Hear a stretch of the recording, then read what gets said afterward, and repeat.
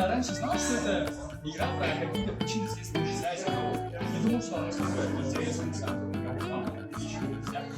Некоторые еще дополнительные причинно-следственные связи, это как нарушение энергобаланса или там тепловой. Я раньше думал, что что-то знаю про изменение климата, но эта игра действительно очень хорошо показывает от самого начала до самого конца, я не знаю. Есть ваши прессы. Вот, так что, ребят, каждая команда сегодня сделала, но я вижу, что много поняли, много увидели.